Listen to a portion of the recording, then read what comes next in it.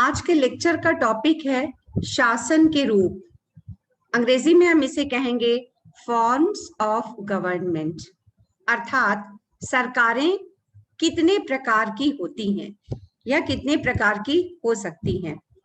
जैसा कि आप लोग अक्सर सुनते रहते हैं और बातचीत में भी कई बार कहते हैं कि ये संसदीय सरकार है, ये अध्यक्षात्मक सरकार है, यहाँ पर लोकतंत्र शासन है, अमुक देश में तानाशाही शासन है या अधिनायक शाही है।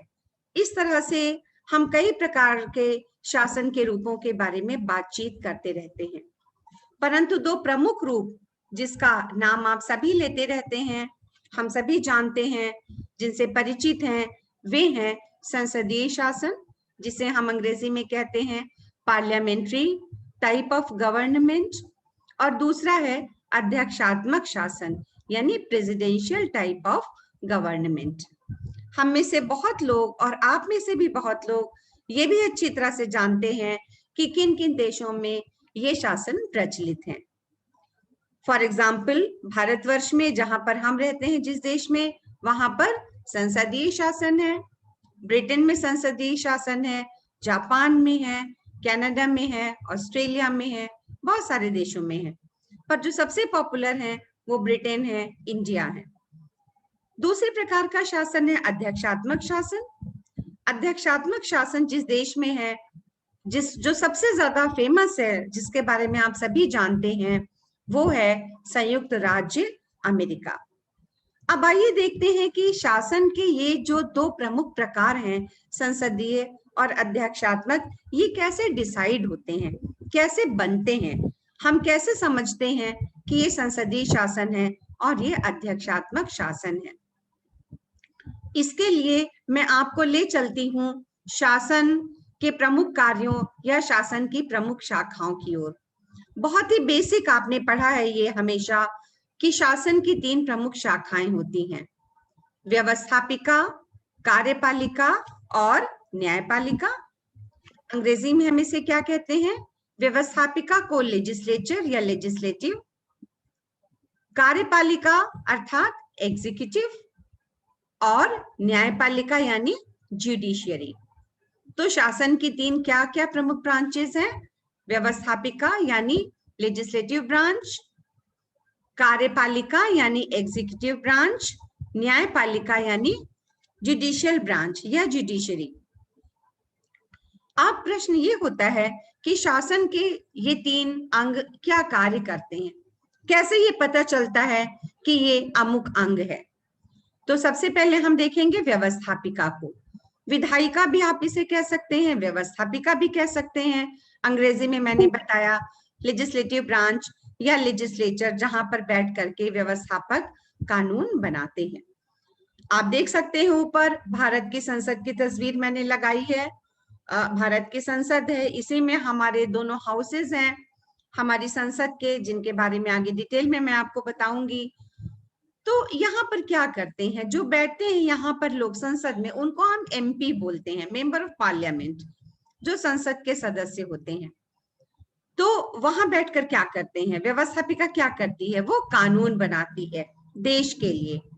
और कानून किस आधार पर बनाती है? हमारे देश का एक संविधान है, उस संविधान के आधार पर कानूनों की रचना करती है। तो व्यवस्थापिका का कार्य है कानूनों का निर्माण करना। सिर्फ हमारे देश में ही नहीं, किसी भी देश में व्यवस्थापिका जो अंग है, शासन की जो ब्रांच है, उसका कार्य ही है कानून का निर्माण करना। अब दूसरा अंग है कार्यपालिका। कार्यपालिका को ही हम सरकार कहते हैं, क्योंकि कई बार रोजमर्रा की बोलचाल की भाषा में सरकार शब्द अधिक इस्तेमाल होता है। सरकार ये कर रही है, सरकार ऐसा नहीं कर रही है। आजकल हमारे देश में भी बहुत बहस चल रही है कि केंद्र सरकार को वैक्सीनेशन का काम बहुत तेज से करना चाहिए, राज्यों पर नहीं छोड़ना चाहिए, और केंद्र सरकार को ऐसा करना चाहिए था, उसने ऐसा नहीं किया, राज्य सरकारें ऐसा करती हैं, वैसा करती हैं। तो हम अक्सर सरकार शब्द का इस्तेमाल बोलचाल की भाषा में करते हैं, जो कि गलत नहीं है, ठीक ही है, लेकिन हम उसे थोड़ा फॉर्मल लैंग्वेज करेंगे तो फिर वो हो जाएगा कार्यपालिका या एग्जीक्यूटिव। एग्जीक्यूटिव में मंत्री भी आते हैं और शासन के अधिकारी गण भी आते हैं। अब तीसरी ब्रांच क्या है? न्यायपालिका। न्यायपालिका या जुडिशरी।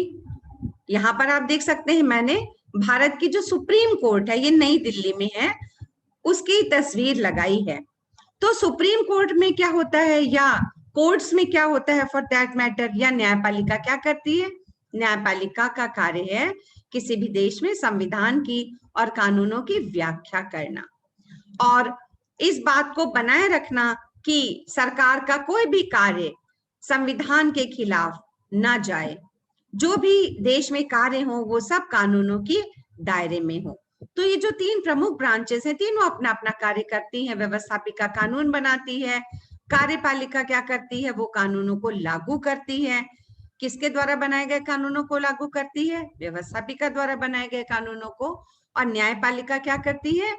कानूनों की व्याख्या करती है और ये देखती है कि जो कानून बनाए गए हैं व्यवस्थापिका द्वारा वो क्या ठीक प्रकार से लागू किए जा रहे हैं सरकार के द्वारा। यदि उनमें कहीं कोई कमी है या गलती है तो न्यायपालिका सरकार को निर्देशित करती है कि अमुक कार्य को नियम के अनुसार किया जाए।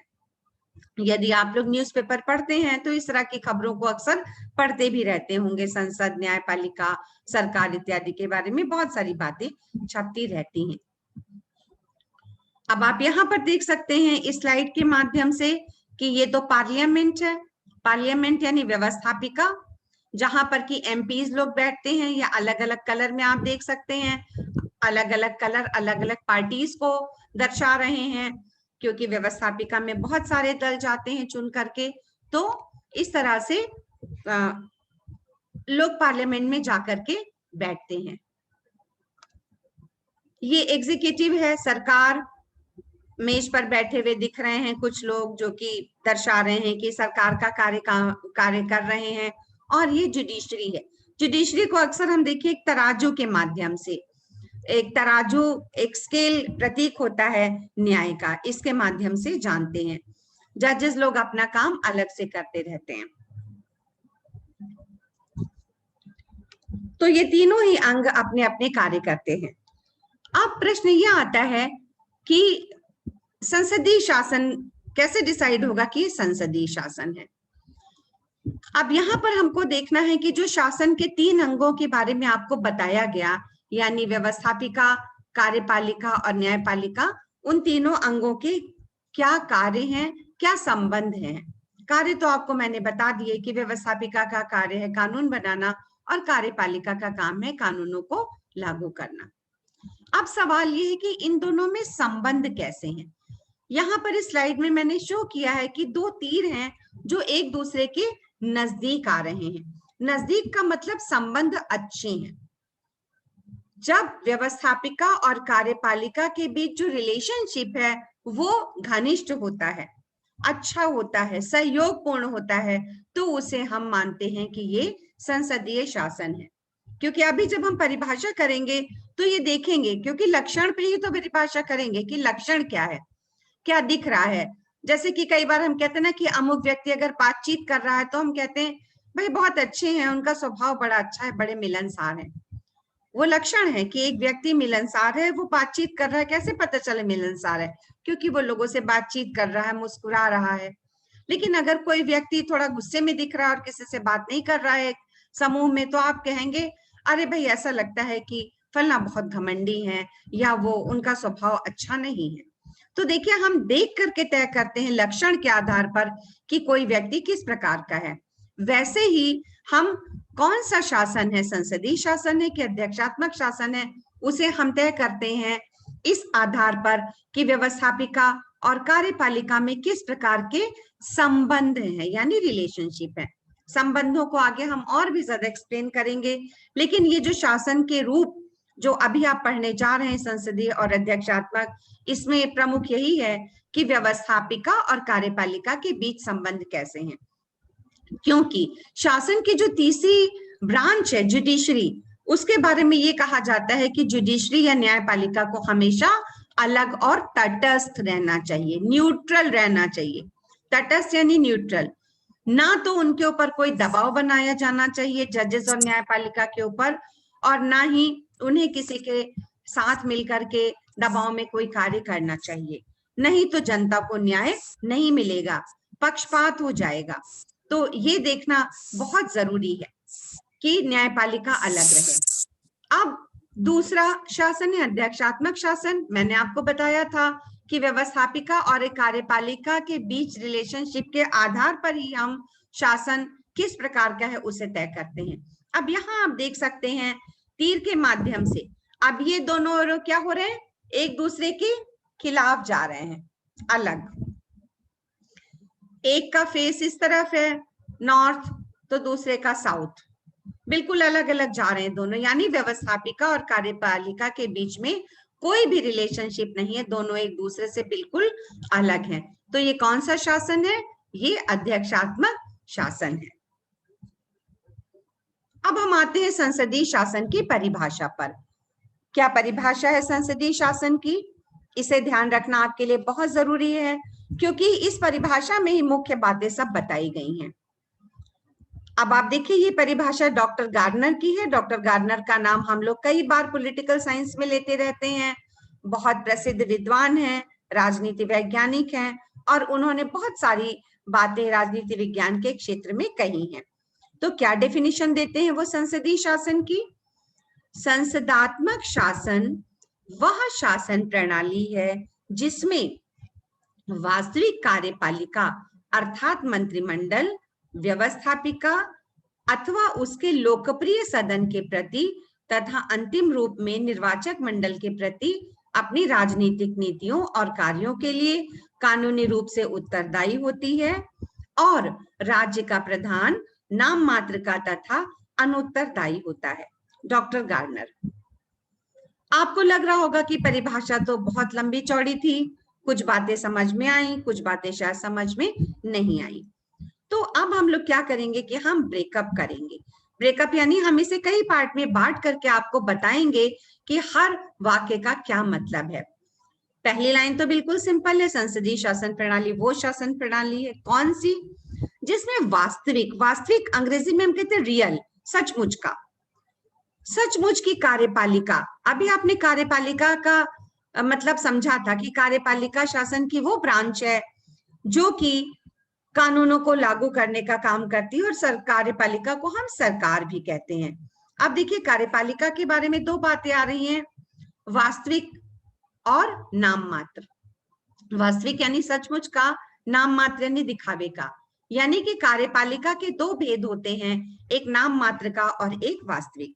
इसके बारे में अभी आपको और मैं एक्सप्लेन करूंगी अच्छी तरह से। अभी और आगे चलेंगे हम, और स्लाइड के माध्यम से बातें आप अच्छी तरह समझ पाएंगे। पर यहाँ पर आप ये समझ लीजिए कि कार्यपालिका के दो प्रकार हैं, एक है वास्तविक और एक है नाम मात्र।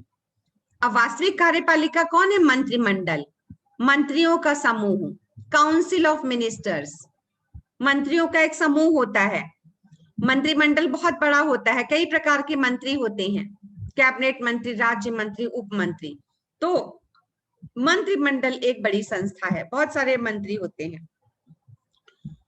उसके बाद वर्ड आया व्यवस्थापिका, जिसके बारे में आप समझ गए, व्यवस्थापिका यानी संसद।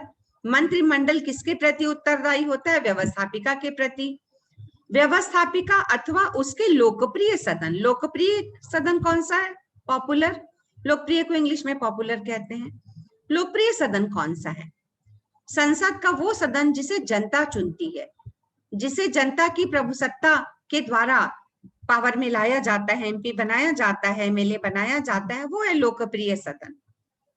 इसका मतलब ये है कि संसद के दो सदन होते हैं, एक सदन वो है जो जनता द्वारा डायरेक्ट चुना जाता है, जिसे लोकप्रिय सदन कहते हैं, और एक और भी सदन होता है जो राज्यों को रिप्रेजेंट करता है।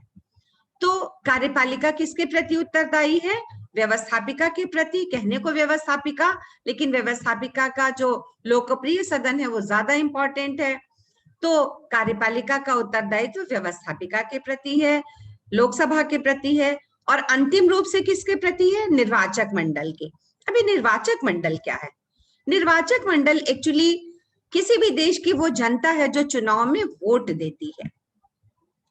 जो लोग चुनाव में वोट डालते हैं वही तो चुनते हैं सरकार को, वही तो चुनते हैं व्यवस्थापिका को। तो निर्वाचक मंडल यानी एक तरह से जनता के प्रति उत्तरदायी होती है। क्यों उत्तरदायी होती है? किस लिए उत्तरदायी होती है? अपनी राजनीतिक नीतियों के लिए और कार्यों के लिए कानूनी रूप से उत्तरदायी है। कानूनी मतलब उसको जवाब देना ही पड़ेगा। जनता ने शासन को चुना है, निर्वाचक मंडल ने सरकार बनाई है, वोट डाला है, व्यवस्थापिका को चुना है, व्यवस्थापिका में से ही कार्यपालिका का निर्माण किया है, तो फिर कार्यपालिका को तो जवाब देना ही पड़ेगा। उत्तरदायी होती है, उत्तरदायी यानी रिस्पॉन्सिबल होती है, आंसरेबल होती है, और राज्य का प्रधान नाम मात्र का तथा अनुत्तरदायी होता है। तो जो वास्तविक कार्यपालिका होती है वो उत्तरदायी होती है, लेकिन जो नाम मात्र का प्रधान है वो एक तरफ अपना बैठा रहता है, उससे बहुत मतलब नहीं है, वो केवल शो पीस की तरह है, वो नाम मात्र का है। शो पीस यानी सजावट का है, सेरेमोनियल है। सेरेमोनियल यानी जो सेरेमनी वाले काम होते हैं वो उसको ज्यादा करने होते हैं। उसे रोज जाकर के सरकार के कार्यों के लिए रोज रोज जवाब नहीं देना पड़ता संसद को, ना ही उसे अपने पद से बीच में हटाया जा सकता है, क्योंकि वो नाम मात्र का है, सिर्फ दिखावे का है। जैसे आप लोग हाथी को तो देखा ही होगा आप लोगों ने, हाथी के दांत के बारे में आप बहुत सुनते हैं। हाथी के 2 दांत जो बाहर निकले हुए लंबे लंबे दिखाई पड़ते हैं, लेकिन वास्तव में वो हाथी के दिखावे के दांत होते हैं, उनसे खाना नहीं खाया जा सकता। खाना इतने 2 बड़े बड़े दांतों से कैसे खा सकता है? उसके मुंह के अंदर हमारे आपके जैसे ही दांत होते हैं। कभी हाथी दिखेगा ऐसे बाहर के 2 दांतों वाला, तो उसके महावत से कहिएगा कि उसके अंदर के दांत भी आपको दिखाएं। हाथी के दांत खाने वाले अलग होते हैं और दिखाने वाले अलग होते हैं। वैसे ही संसदीय शासन में 2 प्रकार की कार्यपालिका है, वास्तविक कार्यपालिका और नाम मात्र की कार्यपालिका। इसी को हम अंग्रेजी में इस तरह से समझ सकते हैं, पढ़ सकते हैं। Parliamentary system of government. What is the parliamentary system of government? A system of government having the real executive power. अब real वही वास्तविक वर्ड है। Real executive power vested in a cabinet composed of members of the legislature who are individually and collectively responsible to the legislature. तो वही वाली बात जो अभी मैंने आपको बताई थी कि रियल एग्जीक्यूटिव पावर एक कैबिनेट में निहित होती है। कैबिनेट यानी जो अभी मंत्रिमंडल की बात हम लोग कर रहे थे, अब यहाँ एक नया शब्द आ गया कैबिनेट। इसको भी समझने की कोशिश करिए। जैसा कि मैंने आपको बताया कि काउंसिल ऑफ मिनिस्टर्स में 3 प्रकार के मंत्री होते हैं, एक तो केंद्रीय मंत्री, दूसरे राज्य मंत्री, तीसरे उप मंत्री। तो काउंसिल ऑफ मिनिस्टर्स एक बड़ी संस्था है, मंत्रिमंडल या मंत्रियों का समूह, लेकिन कैबिनेट एक बहुत छोटी संस्था है।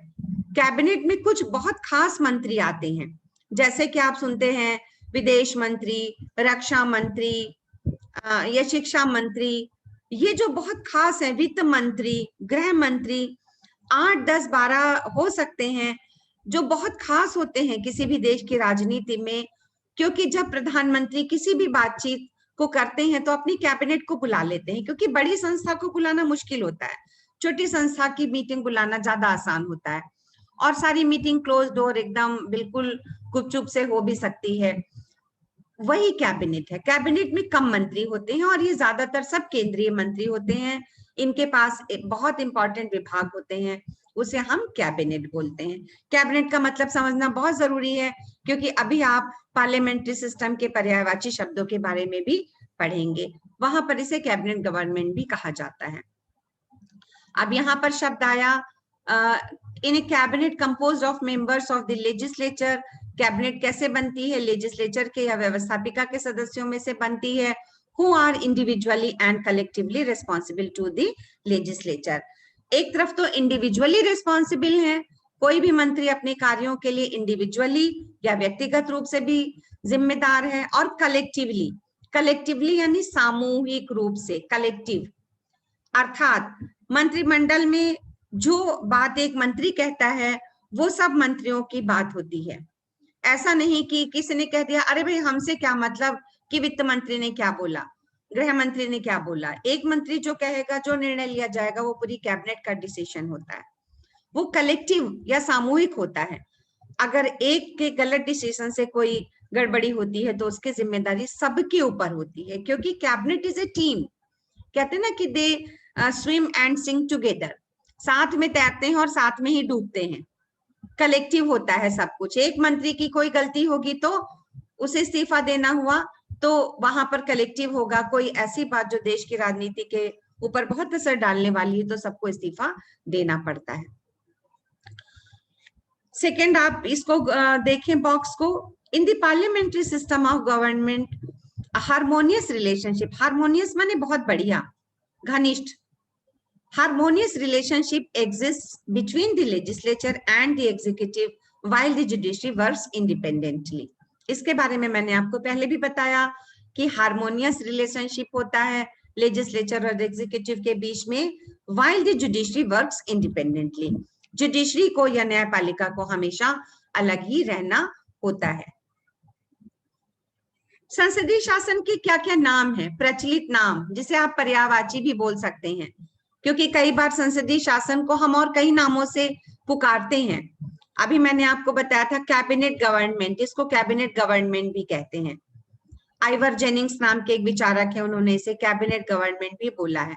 कैबिनेट यानी जो गिने चुने बहुत प्रभावशाली मंत्री हैं उनकी सरकार। दूसरा है वेस्टमिंस्टर सिस्टम। वेस्टमिंस्टर सिस्टम उस जगह के नाम से आया है जहां पर इंग्लैंड की पार्लियामेंट या ब्रिटेन की संसद स्थित है, उस जगह का नाम वेस्टमिंस्टर है। उसके आधार पर, चूंकि हमारा भारतीय सिस्टम ब्रिटेन की नकल पर या उसके को देख करके ही बना है या उसकी कॉपी के रूप में ही बना है, इसलिए हमारे सिस्टम को भी वेस्टमिंस्टर कहा जाता है। जो जो देश ब्रिटेन के बहुत करीब रहे, कॉमनवेल्थ में आते हैं, उस समुदाय में आते हैं जो ब्रिटेन के द्वारा जिन पर राज्य किया गया, कॉमनवेल्थ कंट्रीज, वहां के सिस्टम ज्यादातर वेस्टमिंस्टर सिस्टम ही है। भारत उनमें से एक है, तो भारत के सिस्टम को भी हम वेस्टमिंस्टर बोलते हैं। इसके बारे में भी थोड़ा सा मैं आपको और एक्सप्लेन करूंगी आगे चल करके। और तीसरी चीज है रेस्पॉन्सिबल गवर्नमेंट या उत्तरदायी शासन। सरकार को हर समय जवाबदेह होना पड़ता है अपनी नीतियों के लिए व्यवस्थापिका के प्रति और अंतिम रूप से निर्वाचक मंडल यानी जनता के प्रति। ये बात आपको बहुत अच्छी तरह याद रखनी होगी। ये तीनों बहुत प्रचलित नाम हैं, कैबिनेट गवर्नमेंट, वेस्टमिंस्टर सिस्टम, उत्तरदायी शासन या रेस्पॉन्सिबल गवर्नमेंट। क्योंकि एग्जाम में कई बार क्वेश्चन में भी नाम बदल दिए जाते हैं, तो यही मत समझिए कि संसदीय शासन एक नाम है, इसी के पर्यायवाची हैं। जैसे सूर्य के पर्यायवाची हैं, चंद्र के पर्यायवाची हैं, जल का पर्यायवाची है, एक व्यक्ति के कई कई नाम, वैसे ही संसदीय शासन के कई नाम हैं। अब थोड़ा सा समझे कैबिनेट सिस्टम किसने कहा, आइवर जेनिंग्स नाम के विचारक ने। Ivor Jennings called the parliamentary system as cabinet system because the cabinet is the main center of power in a parliamentary system। Cabinet क्या है, मेन सेंटर ऑफ पावर है। पूरे देश की जो सबसे ज्यादा राजनीतिक ताकत है वो कैबिनेट के पास है। कहने की बात है कि हम व्यवस्थापिका को चुनते हैं, लेकिन संसद उतनी प्रभावशाली नहीं होती जितनी कैबिनेट होती है। आप देखते हैं कि कैबिनेट ही सारे निर्णय लेती है, उसका अध्यक्ष प्रधानमंत्री होता है। कहते ना कि प्रधानमंत्री अपने समकक्षों में प्रधान होता है, सभी कॉलीग्स हैं लेकिन प्रधानमंत्री उनका मेन, उनका हेड है। The parliamentary government is also known as responsible government as the cabinet is responsible to parliament for its actions and policies। ये बात आपको बताई जा चुकी कि रेस्पॉन्सिबल गवर्नमेंट क्यों कहते हैं, क्योंकि कैबिनेट अपनी सारी नीतियों के लिए, सारे निर्णयों के लिए हमेशा व्यवस्थापिका के प्रति या पार्लियामेंट के प्रति उत्तरदायी है। अब देखिए कुछ शब्द ऐसे हैं जिनको हम लोग बार बार एक दूसरे के लिए इस्तेमाल करेंगे, जैसे कि हमने कार्यपालिका के लिए आपको एक शब्द बताया था सरकार, वैसे ही व्यवस्थापिका को अभी मैंने बोला पार्लियामेंट। तो ये सब इंटरचेंजेबल हैं, ये सब पर्यायवाची हैं। आपको इतना जरूर समझना पड़ेगा कि ये सब एक दूसरे के ही नाम हैं। अब देखिए वेस्टमिंस्टर सिस्टम, जिसके बारे में मैंने आपको बताया था कि वेस्टमिंस्टर का क्या मतलब है।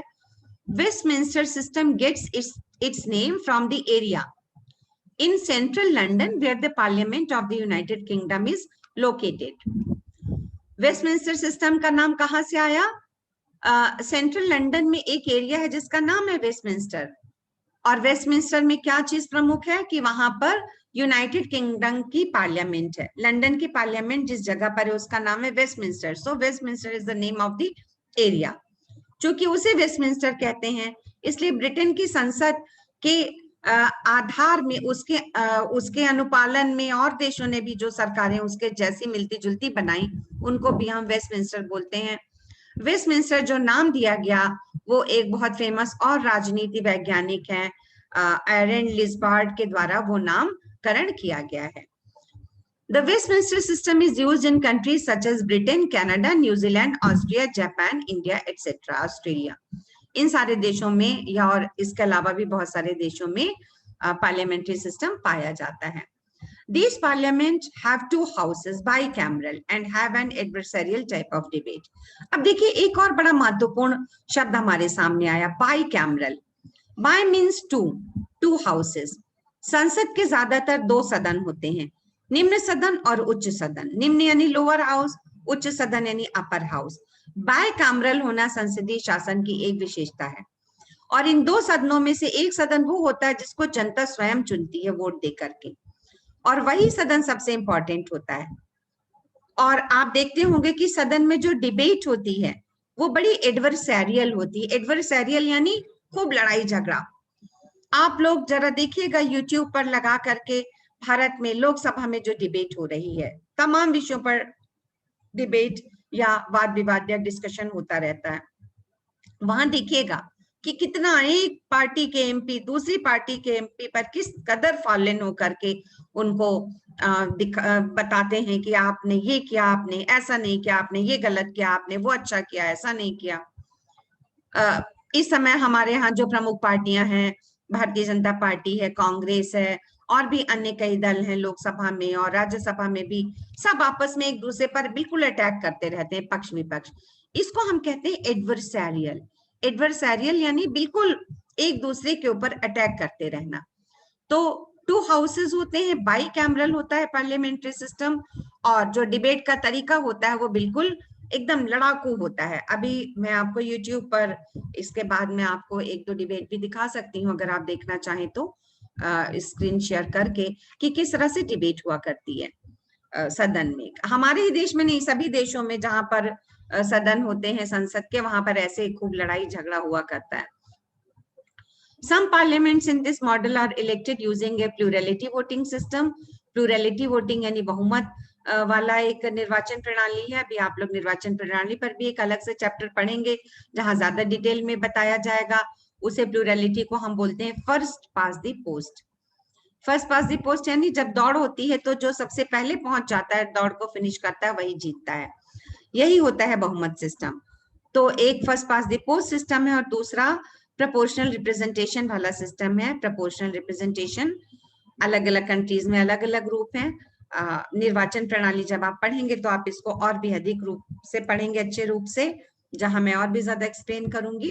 पर ये इतना डायरेक्टली जुड़ा हुआ नहीं है पार्लियामेंट्री सिस्टम से, लेकिन केवल एक फैक्ट है, इसलिए मैंने आपसे शेयर किया। अब हम आते हैं संसदीय शासन की विशेषताओं पर। क्या विशेषताएं हैं? सबसे पहली विशेषता है नाम मात्र और वास्तविक कार्यपालिका में अंतर। मैंने सबसे पहले आपको बताया कि दो प्रकार की कार्यपालिका होती है, एक नाम मात्र की होती है, नॉमिनल हेड है, और दूसरा है रियल है। नाम मात्र को टाइटलर भी कहते हैं, टाइटल यानी जिसके पर सिर्फ टाइटल होता है। दूसरा है जो विशेषता, वो है व्यवस्थापिका और कार्यपालिका में घनिष्ठ संबंध, यानी कि harmonious relationship between the legislature and the executive. इसके बारे में भी मैं आपको बता चुकी हूँ।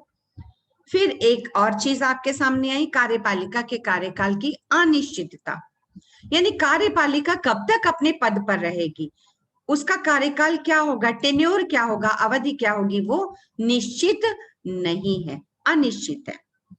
वैसे तो कार्यपालिका या सरकार को हम मोटे रूप से ही समझते हैं कि उसे 4 साल के लिए, 5 साल के लिए चुना गया है। कई कुछ अध्यक्षात्मक देशों में 4 साल के लिए चुना जाता है, जैसे संयुक्त राज्य अमेरिका में राष्ट्रपति को। लेकिन भारत में 5 साल का कार्यकाल एक तरह से माना गया है कार्यपालिका का।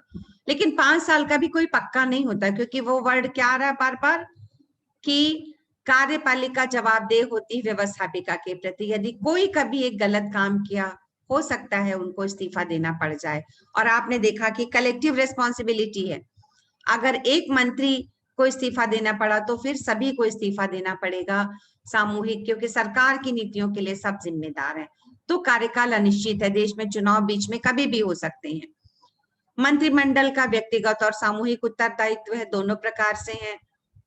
प्रधानमंत्री का नेतृत्व, ये बहुत इंपॉर्टेंट चीज है संसदीय शासन में, क्योंकि कहने की बात है मंत्रिमंडल, पर मंत्रिमंडल का प्रधान प्रधानमंत्री है, लेकिन वास्तव में सारी शक्ति प्रधानमंत्री के ही पास होती है। एक नाम बहुत फेमस है, प्राइम मिनिस्टर्स ऑफिस या पीएमओ। आजकल कहा जाता है कि हमारे देश में जो भी निर्णय है वो सब पीएमओ के द्वारा ही ले लिए जाते हैं। कई बार वो कैबिनेट को भी केवल बता देते हैं और कैबिनेट से भी ज्यादा सलाह मशवरा नहीं करते हैं यदि प्रधानमंत्री का व्यक्तित्व तो बहुत ज्यादा स्ट्रांग होता है। जैसे हमारे यहाँ आजकल प्रधानमंत्री मोदी जी हैं, जिनके बारे में कहा जाता है कि वो सारे निर्णय एक स्ट्रिक्टली खुद लेते हैं, बहुत ज्यादा वो किसी से लोगों की बातें थोड़ा सुनते हैं, लेकिन उनके खुद के व्यक्तित्व का बहुत प्रभाव है, सारी चीजें पीएमओ में डिस्कस हो जाती हैं। तो प्रधानमंत्री का नेतृत्व बहुत इंपॉर्टेंट है, लीडरशिप। अगर प्रधानमंत्री बहुत शक्तिशाली है, स्ट्रॉन्ग कैरेक्टर है, तो सारे निर्णय वहीं पे लिए जाएंगे। यदि प्रधानमंत्री थोड़ा भी कमजोर है तो फिर मंत्रिमंडल में कई स्थानों पर सत्ता के केंद्र बनने लगते हैं, सेंटर ऑफ पावर बनने लगते हैं। तो संसदीय शासन की ये 4-5 प्रमुख विशेषताएं हैं, इसको हम लोग और डिटेल में समझेंगे। सबसे पहले तो नाम मात्र की और वास्तविक। इस शासन में राज्य का मुखिया नाम मात्र का होता है, जबकि वास्तविक कार्यपालिका क्या होती है? मंत्रिपरिषद। मंत्रिपरिषद का मुखिया कौन होता है? प्रधानमंत्री। प्रधानमंत्री is the first among equals. Equal यानी बराबर के लोगों में वो फर्स्ट नंबर का है। प्राइमस इंटर पेयर्स, ये एक लैटिन इसके लिए फ्रेज इस्तेमाल किया गया है। इसको इंग्लिश में कहेंगे फर्स्ट एमंग इक्वल्स। बराबर के लोगों में ज्यादा शक्तिशाली व्यक्ति है प्रधानमंत्री, और प्रधानमंत्री वास्तविक कार्यपालक है। देखिए होता क्या है कि जो नाम मात्र की कार्यपालिका है, वास्तव में संविधान के द्वारा सारी शक्तियां उसी को दी गई हैं, लेकिन वो उसका प्रयोग खुद नहीं करता है। वो उन शक्तियों का प्रयोग प्रधानमंत्री की सलाह पर करता है। अब यहाँ प्रधानमंत्री एक प्रकार से सलाह दे रहा है, लेकिन वो सलाह भी बाइंडिंग होती है नाम मात्र के कार्यपालक पर, यानी उनको मानना ही पड़ता है। अल्टीमेटली ऐसा सिस्टम बनाया गया कि अंत में सलाह को मानना जरूरी ही होता है।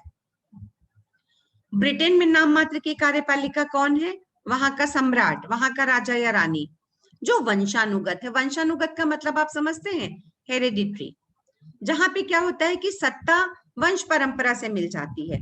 मान लीजिए एक राजा है, उसकी डेथ हो गई तो सिंहासन किसको मिलेगा? उसके बड़े बेटे को मिल जाएगा, और कई देशों में बेटी को भी मिल जाता है। वैसे ज्यादातर कई बार पुत्र के लिए ही कुछ नियम थे पहले, जो अब उतने ज्यादा नहीं माने जाते हैं। कई जगहों पर बेटी को भी सिंहासन मिलता है। तो वंशानुगत का मतलब है जब वंश परंपरा से पद मिल जाता है। जो नाम मात्र का कार्यपालक है उसकी डेथ हो जाए तो फिर उसकी जगह उसके बेटे या बेटी को गद्दी मिल जाएगी। लेकिन जो वास्तविक कार्यपालक है कई देशों में वो वंशानुगत नहीं होते हैं, बल्कि उनका चुनाव होता है, जनता के द्वारा चुने जाते हैं। जहां जनता के द्वारा चुने जाते हैं उसे हम गणतंत्र कहते हैं, रिपब्लिक। जहां पर कि वंश परंपरा से नहीं कि आज जो राष्ट्रपति हैं जब कल उनका कार्यकाल खत्म हो जाएगा तो उनका बेटा या बेटी बन जाएगा राष्ट्रपति, ऐसा नहीं होगा। कोई भी भारतवर्ष का व्यक्ति उसके लिए कॉम्पीट कर सकता है उस पद के लिए, लेकिन फिर एक अप्रत्यक्ष रूप से चुनाव होगा, उसके कुछ नियम कानून होंगे, तो वो वंशानुगत नहीं होगा, हेरिडिटरी पद नहीं है। ब्रिटेन में हेरिडिटरी है जबकि भारत में हेरिडिटरी नहीं है, भारत एक रिपब्लिक है। नाम मात्र की कार्यपालिका को सारी शक्तियां प्राप्त होती हैं, शक्तियां सब मिलती हैं उसको। अगर आप भारत का संविधान पढ़ेंगे तो आप देखेंगे कि राष्ट्रपति को ही संविधान ने सारी शक्तियां दी है, लेकिन वास्तव में उसका प्रयोग राष्ट्रपति अपने विवेक से नहीं कर सकता। कि राष्ट्रपति अपने मन से चाहे सारे निर्णय ले देश के, तो वो नहीं करेगा, वो प्रधानमंत्री की सलाह से कार्य करेगा। तो क्या होता है, व्यवहार में उसकी शक्तियों का प्रयोग वास्तविक कार्यपालिका यानी मंत्रिपरिषद द्वारा किया जाता है। अब आप इस स्लाइड में देख सकते हैं, ये जो स्लाइड है इसमें 2 लोग हैं इस पिक्चर में, पहचानते होंगे शायद आप इन्हें, ये भारत के वर्तमान राष्ट्रपति श्री रामनाथ कोविंद जी हैं, और साथ में बैठे हुए हैं भारत के प्रधानमंत्री जो वर्तमान समय में है श्री नरेंद्र मोदी जी। नीचे क्या लिखा है मैंने, नाम मात्र की कार्यपालिका द्वारा वास्तविक कार्यपालिका को सलाह। अब इस पिक्चर में एक पजल है आपके लिए कि नाम मात्र का कौन है और वास्तविक कौन है।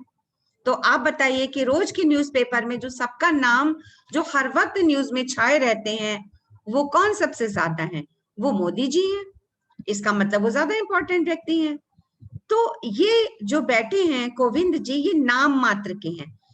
भारत के संविधान ने सारी शक्तियां इनको दी हैं, मतलब इनको मतलब इनके नाम से नहीं दी है, राष्ट्रपति को दी है, लेकिन उन्हें क्या होता है, हर बात में सलाह देते हैं प्रधानमंत्री। तो जो प्रधानमंत्री कहते हैं कि ये करना है, उनको उस पर साइन करना होता है। तो इस पिक्चर के माध्यम से आप समझ सकते हैं कि किस तरह से नाम मात्र की कार्यपालिका वास्तविक कार्यपालिका को की सलाह पर काम कर रही है।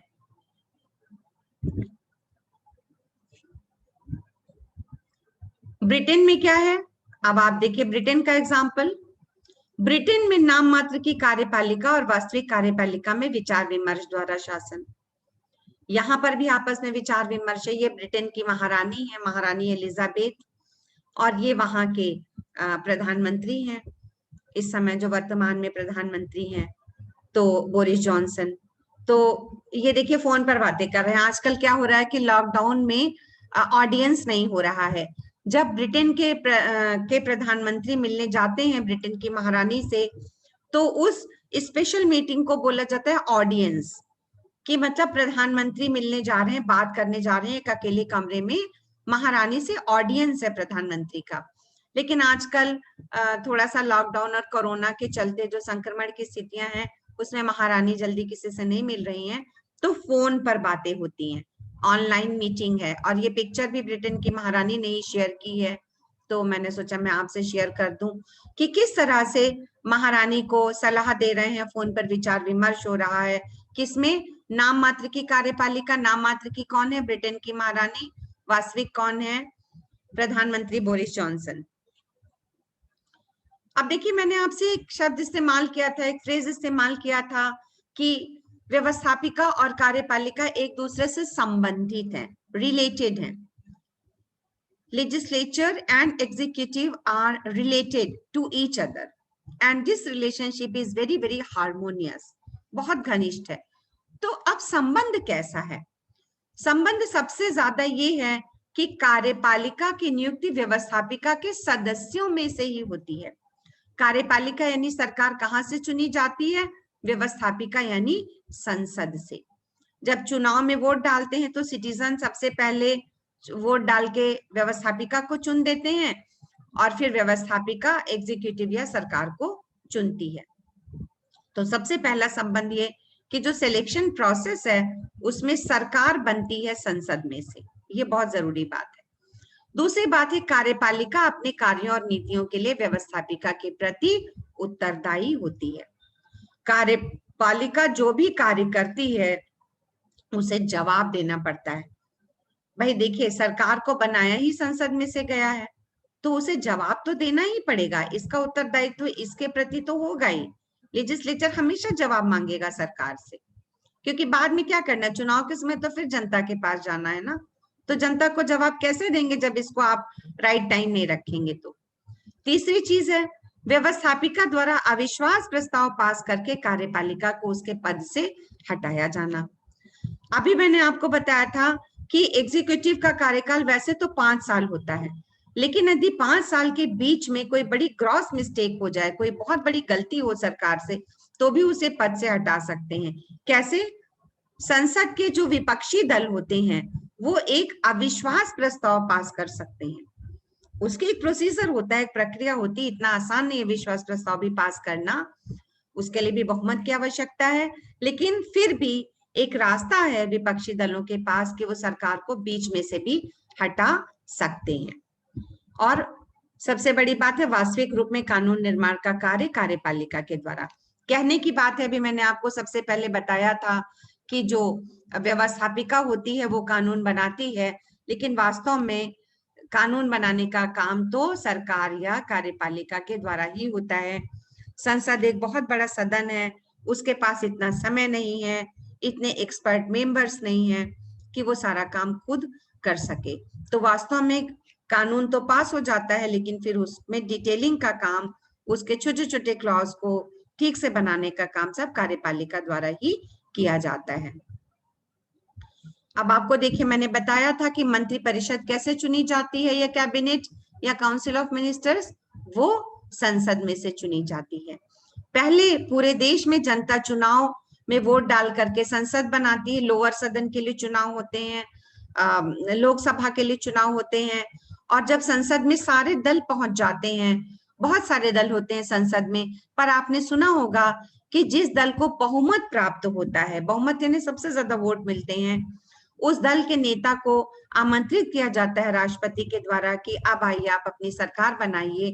तो प्रधानमंत्री आते हैं, प्रधानमंत्री को आमंत्रण दिया जाता है, फिर प्रधानमंत्री अपनी सरकार का की लिस्ट पेश करते हैं राष्ट्रपति के सामने। लेकिन आप जानते हैं कि सरकार के लिए क्या जरूरी है? सरकार के लिए सबसे जरूरी है कि जो भी काउंसिल ऑफ मिनिस्टर्स में शामिल होंगे, उनके लिए संसद का सदस्य होना जरूरी है। और यदि वो संसद के सदस्य नहीं है जिस समय उनका चुनाव हुआ है, तो उनको 6 महीने का समय दिया जाता है कि 6 महीने के अंदर वो संसद के किसी भी सदन में चुने जाएं, चाहे तो वो लोकसभा का चुनाव लड़के जीत कर आए, चाहे राज्यसभा का, लेकिन अब उन्हें संसद का मेंबर बनना जरूरी है। और अगर वो 6 महीने के भीतर मेंबर नहीं बन पाते तो उनका सरकार में कोई स्थान नहीं रह जाता।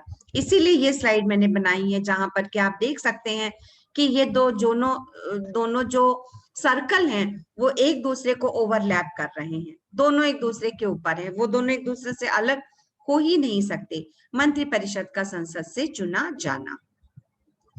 अभी आप देखिए, मैंने आपको बताया है 2 प्रकार की कार्यपालिका, नाम मात्र की कार्यपालिका और वास्तविक कार्यपालिका। ये 2 पिक्चर्स हैं आपके सामने। भारत के राष्ट्रपति बैठे हुए हैं, प्रेसिडेंट ऑफ इंडिया, जो कि नाम मात्र के हैं।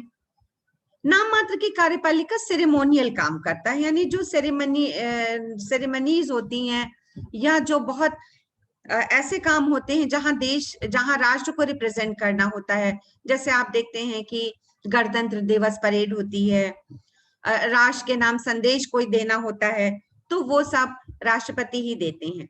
लेकिन वास्तव में सारे निर्णय प्रधानमंत्री लेते हैं। ये तो आप मोदी जी की पिक्चर को देख के भी समझ रहे होंगे, क्योंकि आप देखते हैं न्यूज़पेपर में, टीवी में, सारी खबरों के लिए बस हर समय प्रधानमंत्री का ही नाम हम लोगों के सामने आता है। तो ये नाम मात्र है और प्रधानमंत्री वास्तविक है। अब वास्तव में है, लेकिन इनको संविधान में कहीं इनका नाम नहीं आया है। भारत के संविधान में प्रधानमंत्री शब्द का कोई उल्लेख नहीं है, ब्रिटेन का संविधान तो लिखा हुआ ही नहीं है, तो प्रधानमंत्री शब्द का उल्लेख नहीं है कहीं पर। लेकिन फिर भी ये एक बहुत इंपॉर्टेंट नाम है और वास्तव में शासन की सारी शक्तियों को अवेल करते हैं।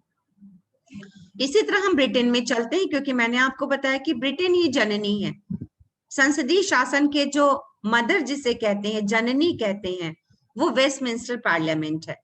तो वेस्टमिंस्टर पार्लियामेंट में भी 2 तरह के एग्जीक्यूटिव हैं, nominal executive and real executive. ये देखिए, महारानी है जो कि क्राउन लगाए हुए भी हैं।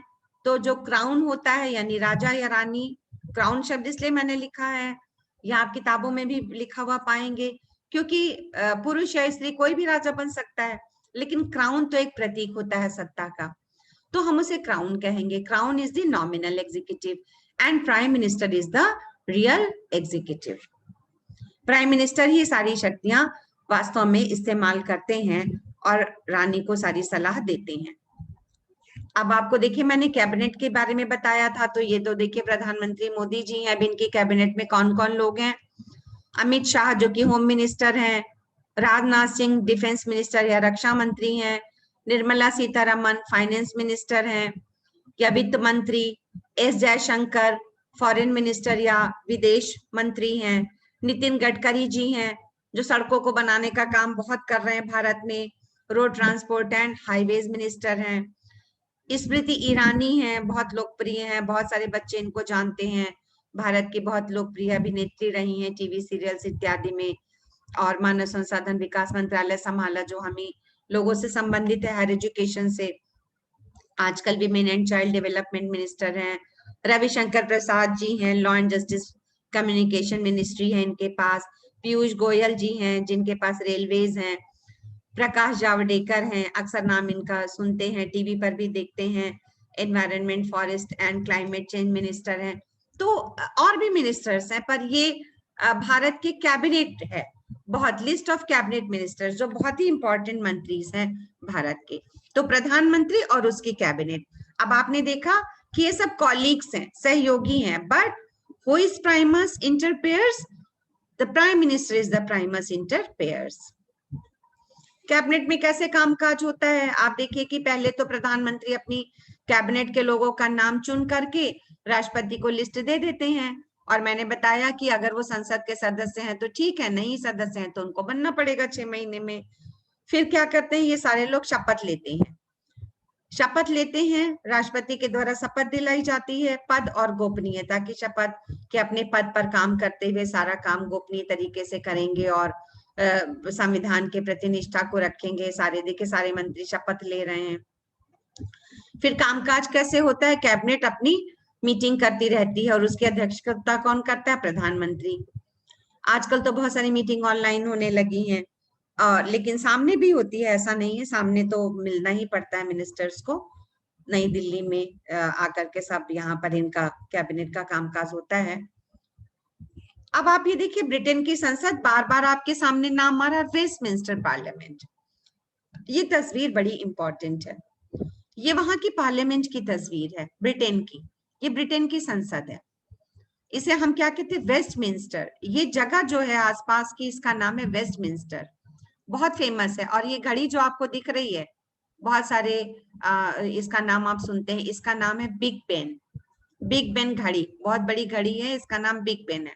इसके ऊपर हिंदी में एक गाना भी है, घंटी बिग बेन की सारा लंदन ठुमकदा, यानी घंटी बिग बेन की बजती है तो पूरे लंदन वासी ठुमकने लगते हैं।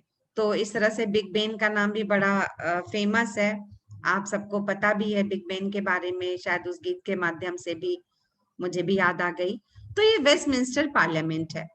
और दुनिया के कई देश जो ब्रिटेन की अधीनता में रहे, उन्होंने ब्रिटेन की संसद की कॉपी करते हुए उन्हीं के शासन के अनुरूप अपना शासन बनाया, संसदीय शासन।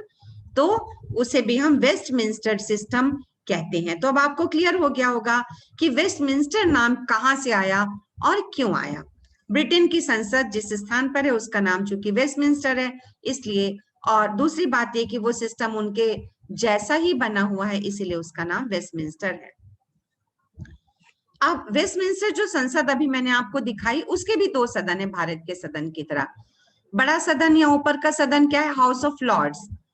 दूसरा है हाउस ऑफ कॉमन्स। अब प्रश्न है कि पहचानेंगे कैसे कि कौन लॉर्ड्स है और कौन कॉमन्स है? देखिए, लॉर्ड्स का रंग लाल है। लाल रंग प्रतीक है उच्च वर्ग का, अभिजात्य का। और ग्रीन रंग प्रतीक है निम्न लोगों का, आम जनता का। लाल और हरा रंग, ये 2 रंग, कहते हैं ना रेड कारपेट बिछाना, कि जब किसी का स्वागत करते हैं हम बहुत ज्यादा, तो कहते हैं भाई उनके लिए तो रेड कारपेट बिछा दिया, यानी कि बिल्कुल उनको उच्च कोटि का स्वागत दिया। तो रेड का संबंध बहुत ज्यादा जोड़ा जाता है उच्च वर्ग से। और जबकि हाउस ऑफ कॉमन्स का रंग ग्रीन होता है, जो कि कॉमन लोगों का रंग, व्यक्तियों का रंग माना गया है। तो पार्लियामेंट ऑफ ब्रिटेन के 2 सदन है, House of Lords and House of Commons.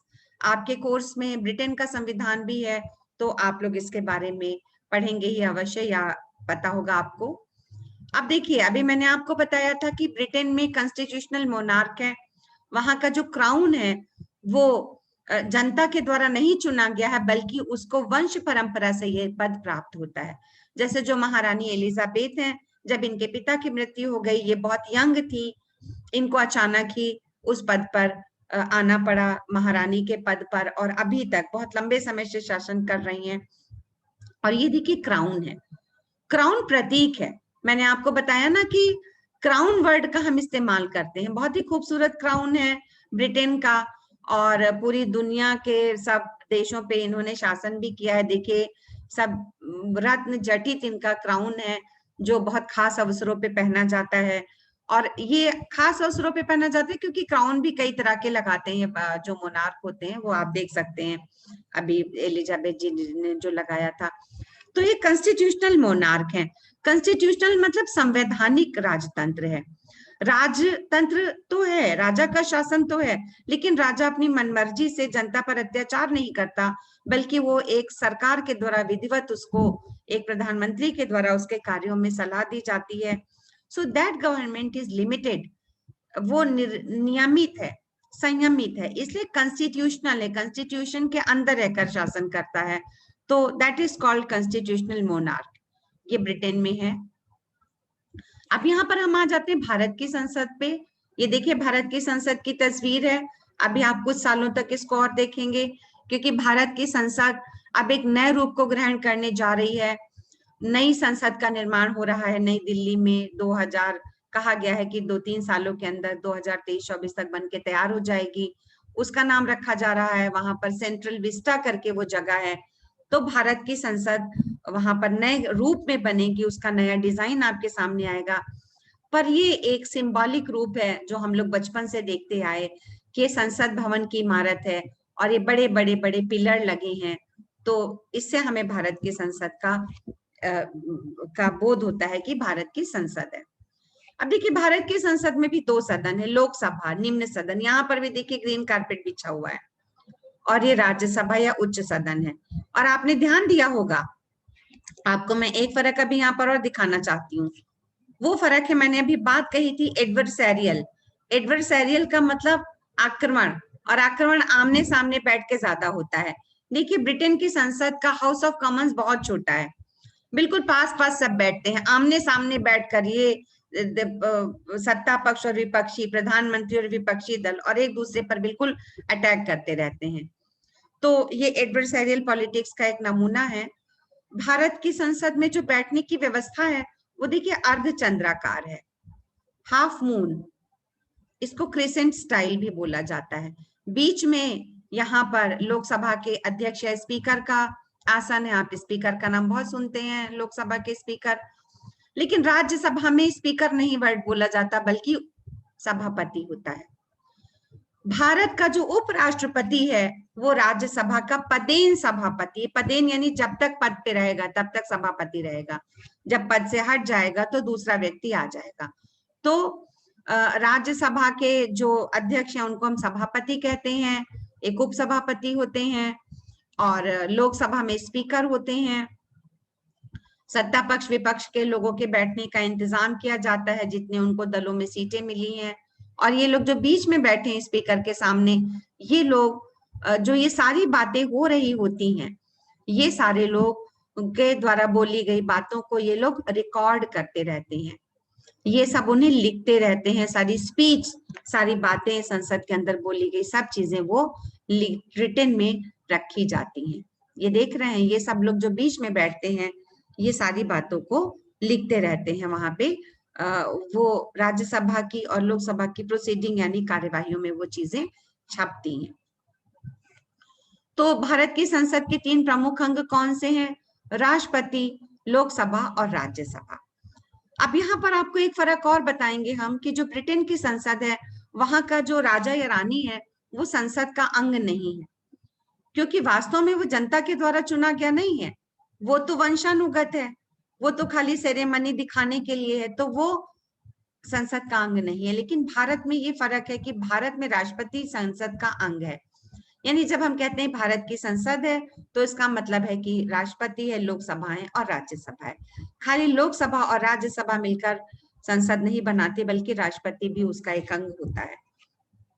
Bharat में राष्ट्रपति संसद का अंग क्यों है? इसका जवाब, राष्ट्रपति संसद की किसी भी सदन का सदस्य नहीं होता है और न ही वह संसद में बैठता है, लेकिन फिर भी राष्ट्रपति संसद का अभिन्न अंग है। ऐसा इसलिए है क्योंकि संसद के दोनों सदनों द्वारा पारित कोई भी विधेयक तब तक कानून नहीं बन सकता जब तक राष्ट्रपति उसको अपनी स्वीकृति नहीं दे देता। यानी संसद कोई भी कानून बनाती है उसे बाद में साइन के लिए राष्ट्रपति के पास ले जाया जाता है। जब तक राष्ट्रपति उस पर अपना सिग्नेचर नहीं कर देता तब तक वो कानून नहीं बन सकता। इसके अलावा राष्ट्रपति संसद के कुछ और कार्य भी करता है, जैसे कि वो संसद के दोनों सदनों की बैठक को बुलाता है, आहूत करना यानी बुलाना, या सत्र का विघटन करता है, उसका अवसान करता है, उसे समाप्त करता है, और जब संसद का सत्र नहीं चल रहा हो तो वह अध्यादेश जारी कर सकता है। यानी कि जब संसद नहीं चल रही होती है तो उस समय कानून नहीं बन पाता है, तो कानून ना बनने की स्थिति में एक अन्य चीज बनाई जाती है, उसे अध्यादेश कहते हैं, ऑर्डिनेंस। जब संसद फिर से कामकाज करने लगती है तो अध्यादेश को कानून में बदल सकती है। अब यहाँ पर जो मैंने आपको बताया था, India is a republic. India Republic क्यों है? भारत एक गणतंत्र है। क्यों गणतंत्र है? सबसे पहले तो देखिए कि गणतंत्र लैटिन शब्द रेस पब्लिका से बना है। लैटिन में रेस पब्लिका, जिसका मतलब है जनता की वस्तु। तो गणतंत्र का मतलब है जनता की वस्तु। गण यानी जनता, तंत्र यानी शासन। भारत का राष्ट्रपति अप्रत्यक्ष रूप से जनता द्वारा चुना गया व्यक्ति है। कोई राजा या रानी नहीं है भारत का राष्ट्रपति, बल्कि वो जनता द्वारा चुना गया है। और भारत का कोई भी नागरिक बिना किसी भेदभाव के इस पद के लिए चुना जा सकता है। ये सबसे बड़ी खासियत है जो ब्रिटेन में नहीं हो सकता, क्योंकि ब्रिटेन में मोनार्की है, जबकि भारत एक गणतंत्र या रिपब्लिक है। किसी भी धर्म, किसी भी जाति, किसी भी सेक्स यानी स्त्री पुरुष बिना किसी भेदभाव के इस पद पर जाकर बैठ सकते हैं। तो देखिए, पार्लियामेंट ऑफ इंडिया है ये, काउंसिल ऑफ स्टेट यानी राज्यसभा है, हाउस ऑफ पीपल यानी लोकसभा है। राज्यसभा में कितने मेंबर होते हैं? 250 से ज्यादा नहीं हो सकते। अभी तो हमारे देश की लोकसभा में कम मेंबर है, 545 हैं, लेकिन अब आगे चल करके सदस्य बढ़ाए जाएंगे क्योंकि जनसंख्या भी काफी बढ़ चुकी है। राज्यसभा के 250 मेंबर्स में से 12 लोग होते हैं जिन्हें कि राष्ट्रपति मनोनीत करते हैं, नॉमिनेट करते हैं। बहुत प्रसिद्ध व्यक्तियों को भारत के यहाँ पर 12 लोगों को बिठाया जा सकता है, जैसे सुप्रसिद्ध अभिनेता अभिनेत्री भी बुलाए जाते हैं, क्रिकेटर्स भी वहां पे नॉमिनेट किए जा सकते हैं। तो 12 लोग नॉमिनेट होते हैं। Not more than 238 representatives of states and UTs, union territory और स्टेट्स के 238 प्रतिनिधि हैं। और लोकसभा के प्रतिनिधि वो सारे के सारे जनता के द्वारा चुने जाते हैं। अब हम आते हैं संसदीय शासन के गुणों पर। क्या क्या गुण हैं, क्या क्या अच्छाइयां हैं? हर चीज की अच्छाइयां होती हैं, उनकी बुराइयां भी होती हैं। इसे हम लोग एक बार पढ़ेंगे, इन सारी हेडिंग्स को। मैंने आपको कई बार समझाया भी कि व्यवस्थापिका और कार्यपालिका में सहयोग होता है, घनिष्ठ संबंध होता है, योग्य और लोकप्रिय व्यक्तियों का शासन होता है, उत्तरदायी शासन है, इसके बारे में भी बहुत चर्चा हो चुकी। परिवर्तन संभव है, ये भी मैंने आपको बताया कि अविश्वास प्रस्ताव के द्वारा सरकार को कभी भी हटाया जा सकता है, उसका कार्यकाल निश्चित नहीं होता है। और चूंकि दोनों सदनों में सहयोग होता है, इसीलिए कोई गतिरोध नहीं होता। गतिरोध यानी डेडलॉक।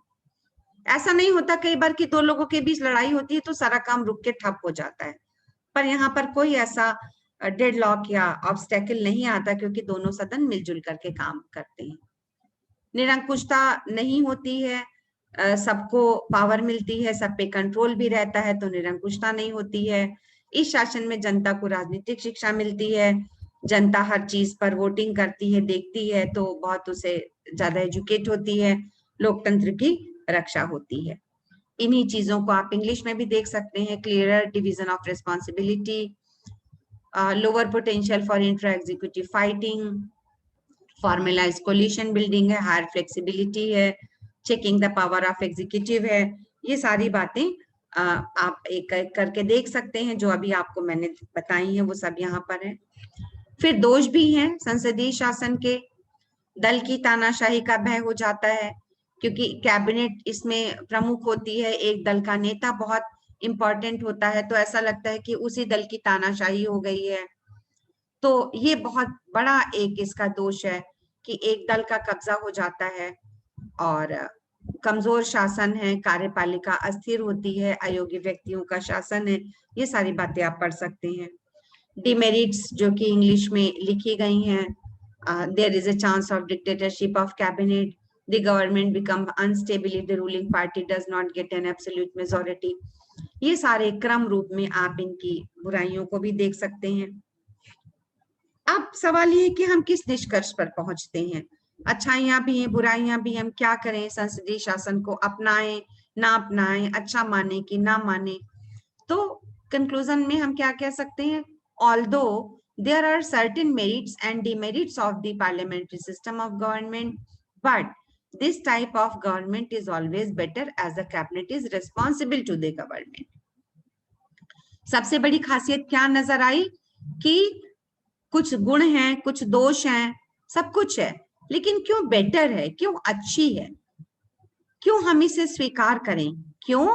एज द कैबिनेट यानी मंत्रिमंडल is responsible to the government, मंत्रिमंडल का उत्तरदायित्व है, मंत्रिमंडल सरकार के प्रति जवाबदेह है और सरकार व्यवस्थापिका के प्रति जवाबदेह है। तो उत्तरदायित्व होने से ये सबसे अच्छी सरकार है। भारत में संसदीय शासन क्यों लागू किया गया? क्योंकि भारत में हम लोगों के ऊपर वेस्टमिंस्टर संसद का शासन था, तो हम इस व्यवस्था से परिचित थे। ब्रिटिश शासकों ने धीरे धीरे, जब हम गुलाम थे, आजादी नहीं मिली थी, तब इसी व्यवस्था को धीरे धीरे देश में लागू कर रहे थे। उत्तरदायी शासन था, सरकार का उत्तरदायित्व था, चुनाव के समय भी और दिन प्रतिदिन के कार्यों में भी। और यदि एक सरकार कार्य नहीं कर पा रही तो दूसरी सरकार को बनाना आसान है। अब आप यहाँ देख सकते हैं डॉक्टर अंबेडकर की पिक मैंने लगाई है। डॉक्टर अंबेडकर जो भारत के संविधान की जो ड्राफ्टिंग कमेटी है उसके अध्यक्ष थे, ड्राफ्ट कमेटी के चेयरमैन थे। और उस समय जब भारत की कॉन्स्टिट्यूएंट असेंबली में बहस चल रही थी संविधान को बनाने के लिए, जो संविधान सभा का निर्माण किया गया था, वहां पर बहस चल रही थी कि भारत के लोगों के द्वारा क्या हम पार्लियामेंट्री सिस्टम को अपनाया जाए, हम पार्लियामेंट्री या संसदीय शासन को अपनाएं या फिर अध्यक्षात्मक शासन को। दोनों के ही पक्ष और विपक्ष में बहुत सारे तर्क दिए गए, और जब सारी बातें आई और अपनाने की बात आई तो हमने संसदीय शासन को अपनाया। और वहां पर क्या कहा डॉक्टर अंबेडकर ने कि parliamentary system provides a daily as well as a periodic assessment of the government, कि पार्लियामेंट्री सिस्टम के द्वारा रोज रोज भी और एक निश्चित समय पर चुनाव के द्वारा भी सरकार का असेसमेंट होता रहता है। उसको हम नंबर देते रहते हैं, देखते रहते हैं कि सरकार देश के लिए अच्छा कर रही है या बुरा कर रही है। हम अगले चुनाव में उसे हटा भी सकते हैं, बीच में भी हटा सकते हैं विश्वास प्रस्ताव के द्वारा। तो ये जो जवाबदेही है वो बहुत इंपॉर्टेंट है। तो संसदीय शासन हमारे देश में क्यों अपनाया गया? क्योंकि एक रिस्पॉन्सिबल सरकार है। तो रेस्पॉन्सिबिलिटी के कारण, उत्तरदायिता के कारण इस सिस्टम को हमने स्वीकार किया। ये बात डॉक्टर अंबेडकर ने कही थी और ये बहुत इंपॉर्टेंट उनका कोटेशन है कि हमने संसदीय व्यवस्था को क्यों स्वीकार किया।